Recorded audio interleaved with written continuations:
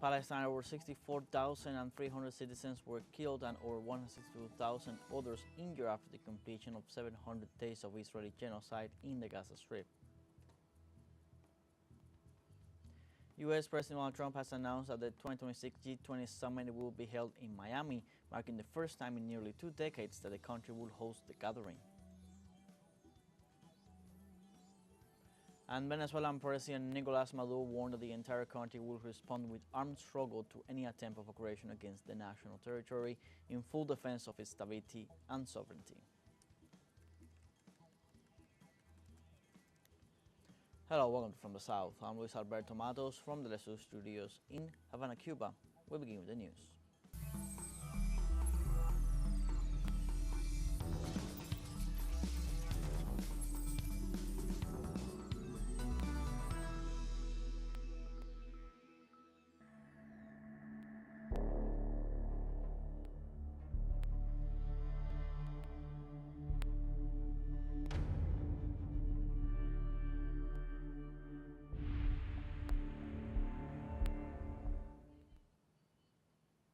After completing 700 days of the Israeli genocide against the Gaza Strip, the Palestinian authorities account for more than 64,300 civilians killed and at least 162,500 injured.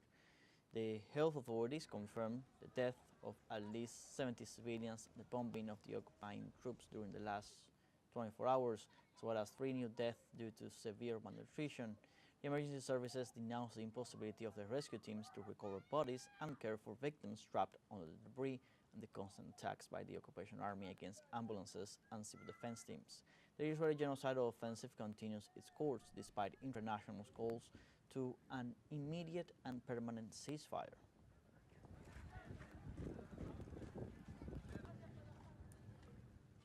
And in Palestine, thousands of Gazan residents have been forcibly displaced to the center and south of the territory by the Israeli occupation army.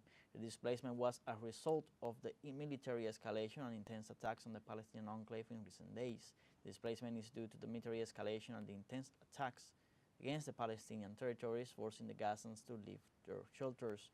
In the last days, Israel justified the siege with an alleged operation to defeat the Palestinian resistance movement, Hamas. Fear is growing among the residents of the Strip, who are forced to relocate to other territories with no guarantees of security and food.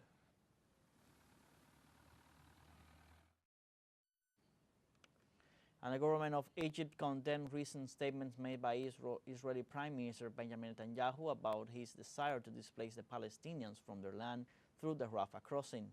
Through its foreign ministry, Egypt emphasized that Israel's claims represent a flagrant violation of international law that amounts to the crime of ethnic cleansing, and called on the international community to activate the mechanisms of accountability for these publicly declared crimes. It also emphasized that the country will not be complicit in the liquidation of the Palestinian cause or become a gateway for displacement, and called for a ceasefire in Gaza, a full Israeli withdrawal, and international support for the return of the Palestinian Authority to the territory, including control of the border crossings.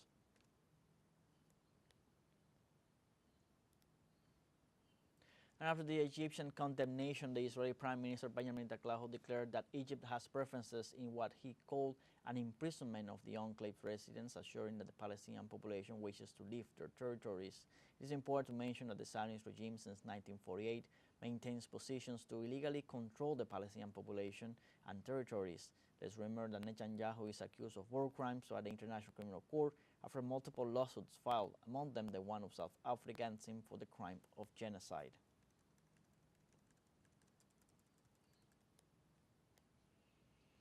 In other news, the Puerto Rican Independence Party demanded that the local legislative assembly cancel any plan aimed at remilitarizing the country. This is ultimately addressed to the Trump administration and Congress in context of U.S. Navy maneuvers in the Caribbean. It follows Pentagon orders to station F-35 jets at an airbase in Puerto Rico. The deployment takes place in parallel to the growing U.S. threats against the sovereignty of Venezuela. Party document calls for decolonization and the cleanup of land contaminated by U.S. military exercises. Puerto Rico's political status as a commonwealth allows for some autonomy, but Washington controls defense, borders, and diplomatic relations.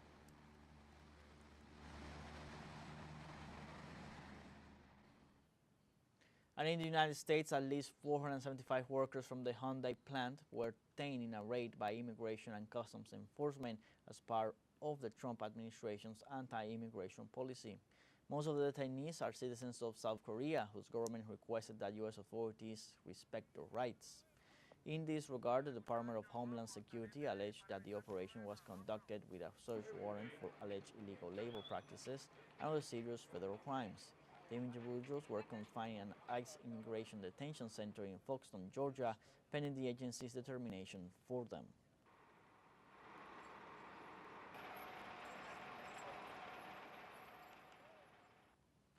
U.S. President Donald Trump's anti-immigration policy resulted in 14 migrants' deaths in Immigration and Customs Enforcement custody in his first year in office. According to official data, since 2019, 69 migrants died in ICE detention centers. Currently, over 200 detention centers in the United States house 61,000 migrants, nearly double the 37,000 recorded at the start of Trump's second term. 70% of detainees are unsentenced, and many face charges for minor offenses such as traffic violations.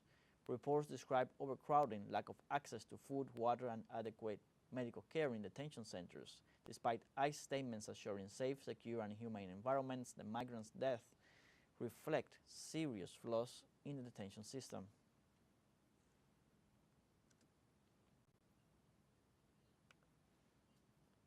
And the President of the United States, Donald Trump, signed an executive order authorizing the change of name from Department of Defense to Department of War.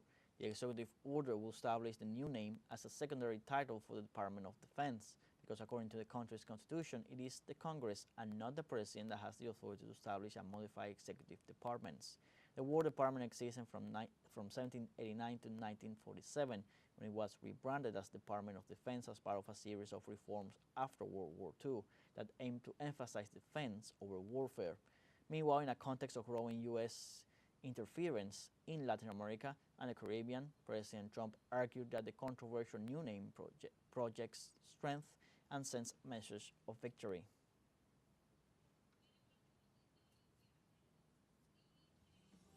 Now we have a first break coming up. Remember, you can join us on TikTok at teleSUR English, where you will find us in different formats, news updates, and much more. I'll be right back. Stay with us.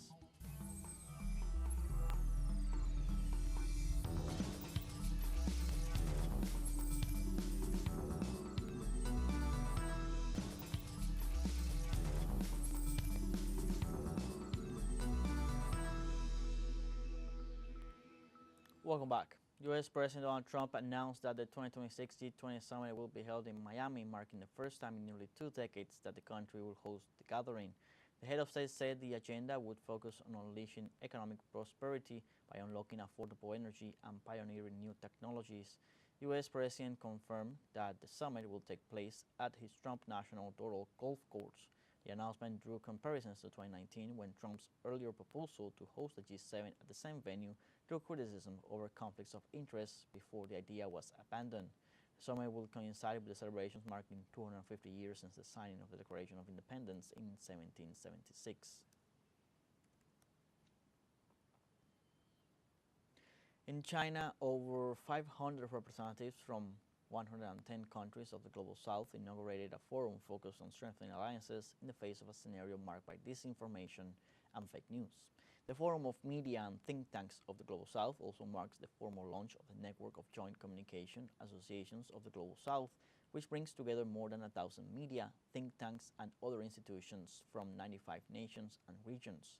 This forum becomes a platform to articulate the voices of the South in an international scenario marked by inequality and the concentration of power in the big media centers.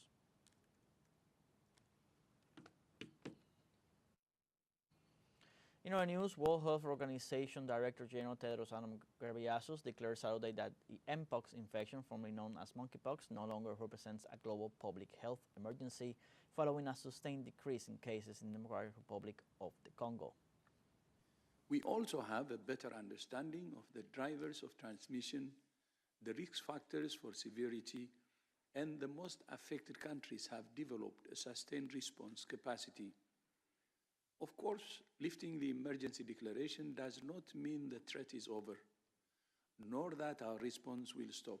The possibility of continued flare-ups and new outbreaks remains, requiring adequate surveillance and response capacity.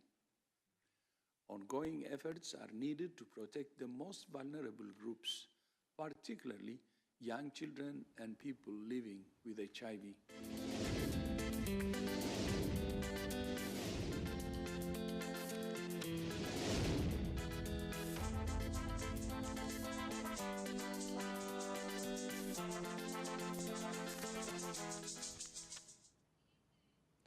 The development of renewable energy in Cuba has come to stay as a permanent, affordable, and viable solution to the Caribbean islands' energy problems. That is the challenge taken by CITMIC, a non-agricultural cooperative which has bet on using the sun to provide concrete answers to the country's energy needs. From Havana, our correspondent Belén de los Santos with the story in the fifth and last episode of The Cuban Way.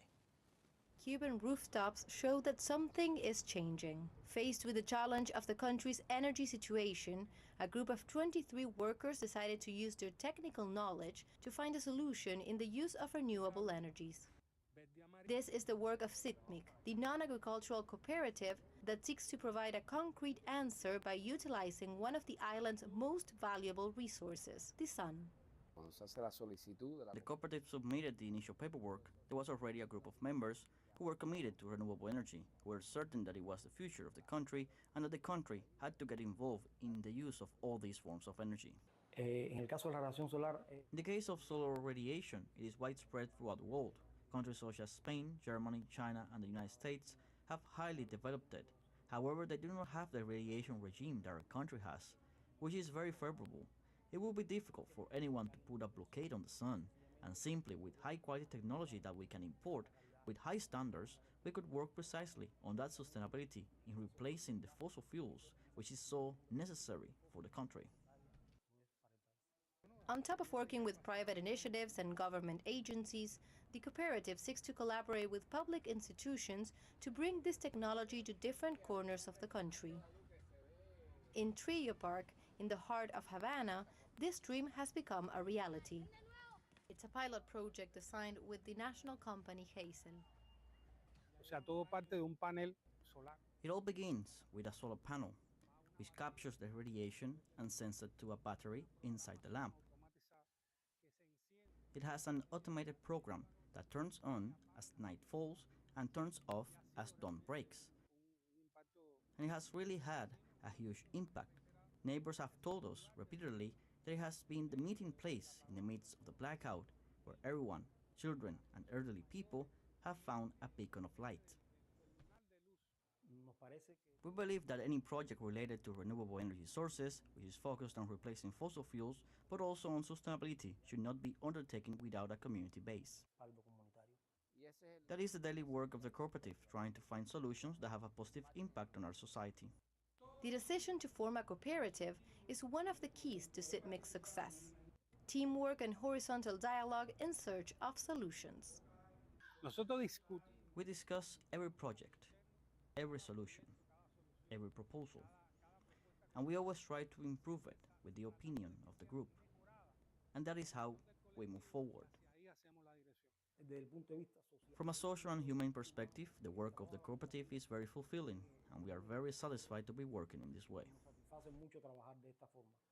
Like this, CITMIC continues its day-to-day efforts to make sure that Cuba, with its optimal climatic conditions and available technical knowledge, finds in this technology a key to its sustainable energy development. We are a Cuban enterprise. We are small, but we are a Cuban enterprise. We are in Cuba.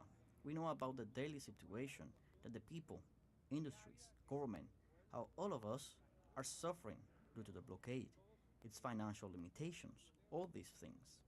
When you share that feeling and that daily experience, you are motivated to be part of the solution. The country is currently committed to renewable energy.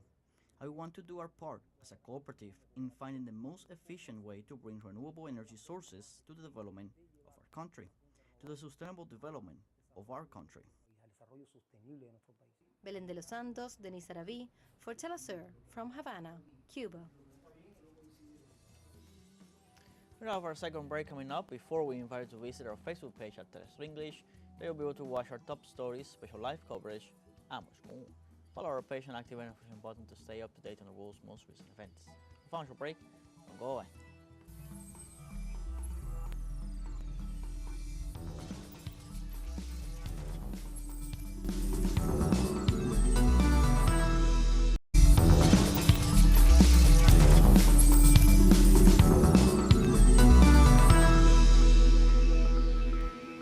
Welcome back. Venezuelan President Nicolas Maduro warned that the entire country will respond with an armed struggle to any attempt of aggression against the national territory in full defense of its stability and sovereignty. During the activation of the community militia units, Maduro reiterated that the plan of the Venezuelan people is to live in peace. The president affirmed that Venezuela was a territory free of cocaine growing and production, rejecting what he called a false narrative imposed by U.S. imperialism in an attempt to justify its interventionist aggression against Venezuela and the rest of the peoples of Latin America and the Caribbean. Muy importante por los combates que hemos dado en Venezuela contra It's very important because of our combat against the violence-generating gangs in Venezuela, against the violence-generating groups, against the armed terrorists and drug traffickers from Colombia, against all those groups. We have achieved a great victory. And due to the great victory of our Bolivarian National Armed Forces, together with the Union of Military, Police and Popular Forces, Venezuela is today a territory free of coca leaf production, free of drug processing in the country, and very soon we will be 100% free of any attempt to bring even 1 gram of that drug into the national territory, and that is an achievement of our integral defense doctrine. The Venezuelan government rescued 3 Venezuelan children held hostage by U.S. immigration authorities through the planned return to the homeland. A total of 305 Venezuelan citizens returned to the Bolivarian country on flight number 65, which arrived at the international airport of Maiquetía, reaffirming the government's commitment to guarantee the protection of the Venezuelan migrant community, victim of political persecution and human rights violations in the United States. The children, Robin Cárdenas, Joyce Ner Graterol, and Isaac Lovera, were separated from their families after being deported by Donald Trump's administration. In this regard, President of the Great Mission Back to the Homeland, Camila Fabri, recalled that more than 70 minors are still being held with foster families or U.S. social services in flagrant violation of international law and human rights.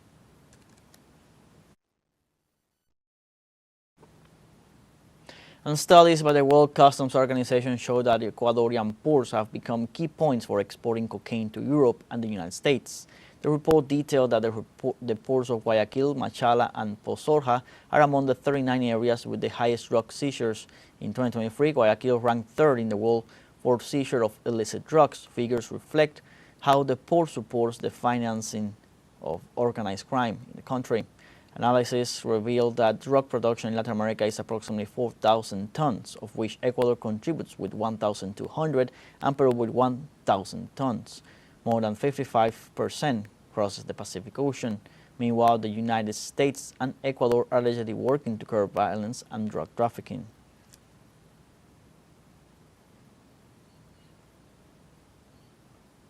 In Argentina, the Ministry of Human Capital acknowledged that the audit Milei's government claimed to have carried out to justify the cessation of food assistance to soup kitchens does not exist. It occurred after a request for access to public information filed by the National Deputy for Buenos Aires, Natalia Saracho, on May 16, 2024. This request came one day after the head of cabinet, Nicolás Posse, announced in Congress that nearly 50% of the soup kitchens were non-existent, based on an alleged audit. The Ministry of Human Capital admitted that the audit turns out to be non-existent.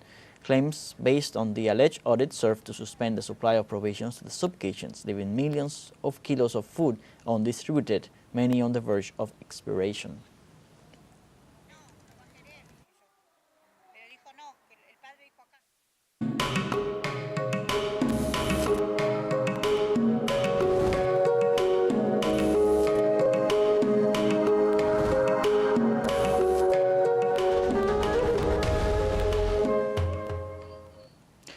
Also in Argentina, the International Meeting Cultural Rights to Imagine Democracies and Citizenship takes place.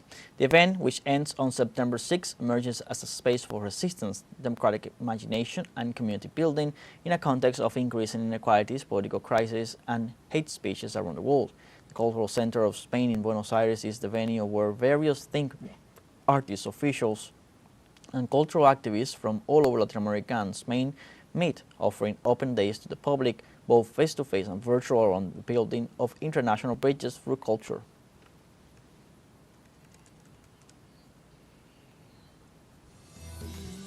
Like this, we have come to the end of this news brief. You can find these and many other stories on our website at telesurenglish.net. So join us on social media, Facebook, X, Instagram, Telegram, and TikTok. For TeleSUR English, I'm Luis Alberto Matos. Thank you for watching.